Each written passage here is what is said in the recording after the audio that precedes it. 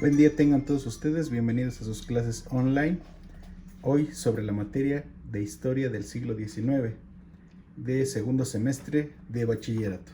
El tema de hoy es el control político que ejerció Porfirio Díaz desde su primer mandato.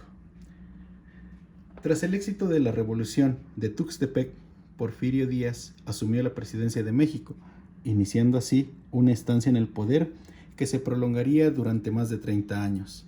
El largo régimen de Porfirio Díaz, conocido como el Porfiriato, dio inicio el 5 de mayo de 1877, luego de que se impusiera como ganador de las elecciones presidenciales extraordinarias que siguieron al derrocamiento de Sebastián Lerdo de Tejada.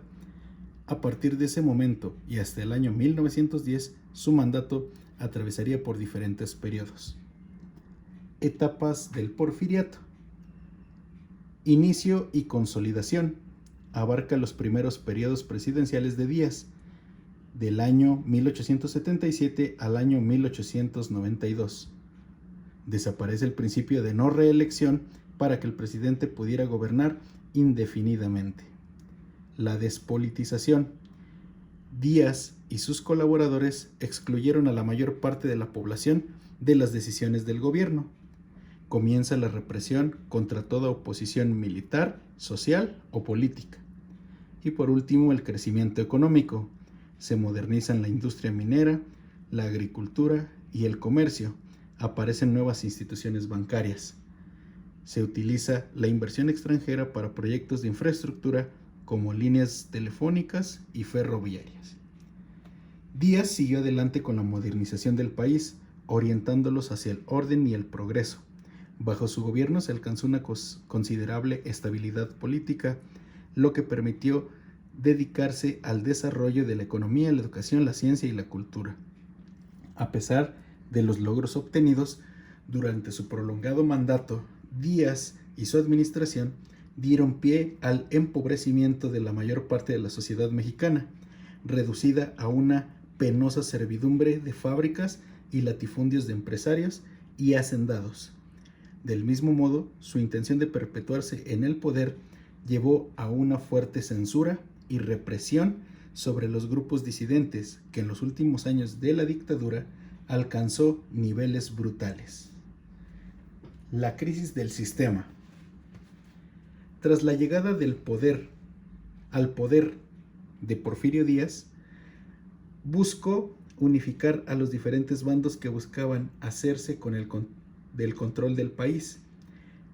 Con ese fin incluyó dentro de su gabinete del gobierno a partidarios del Plan de Tuxtepec, juaristas, lerdistas y antiguos imperialistas. Eventualmente, los primeros colaboradores del presidente fueron reemplazados por los científicos, un selecto grupo de intelectuales que inclinó a Díaz hacia la corriente filosófica del positivismo, que se convirtió en parte integral del régimen bajo el lema Orden y Progreso. La política conciliatoria del presidente no se limitó a militares y a políticos, también alcanzó a la Iglesia, con la que practicó una política de reconciliación, suavizando y eliminando ciertas leyes que limitaban la actividad eclesiástica. Las principales concesiones a la Iglesia durante el Porfiriato. 1. Restablecimiento del orden religioso expulsados del país desde tiempos de la Nueva España. El restablecimiento parcial de la enseñanza religiosa en las escuelas. Creación de nuevos obispados dentro de la República. Construcción de nuevas iglesias y permiso oficial para celebrar festividades religiosas fuera de templos católicos. Otro de los obstáculos a vencer fue la pacificación del territorio nacional. Para que este propósito se cumpliera, Díaz buscó hombres fieles a su persona para colocarlos en cargos importantes dentro de diferentes estados de la República, a cambio de una gran autonomía en sus funciones. El presidente ordenó a este grupo selecto a mantener a raya al bandolerismo, además de sofocar cualquier tipo de manifestación contraria a su gobierno.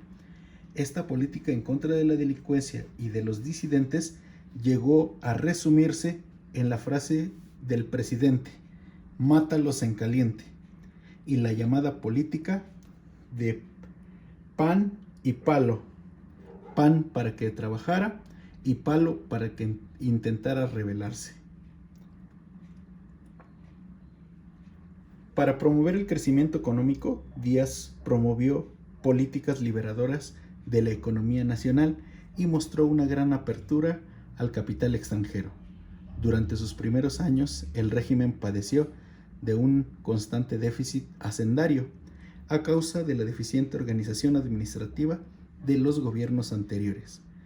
La reorganización económica recayó principalmente en el secretario José Limantur, quien llegó a renegociar los pagos mexicanos a sus acreedores, al mismo tiempo que abría la puerta a préstamos futuros con países como Inglaterra.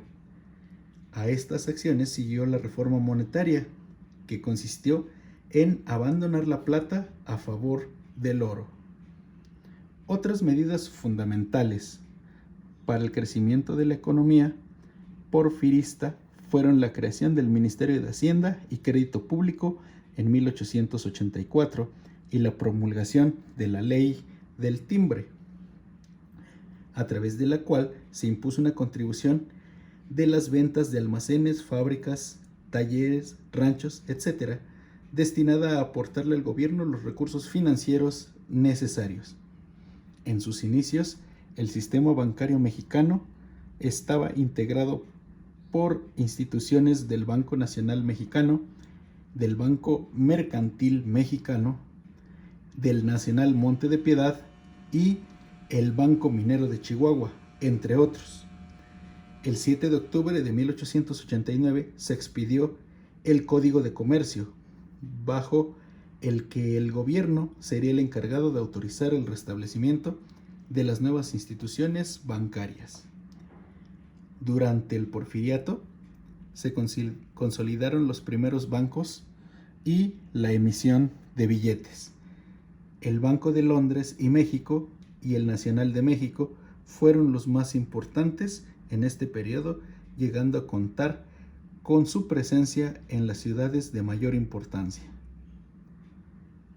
Hasta aquí con la primera parte del tema del Porfiriato. Nos vemos para otra clase online. Hasta luego.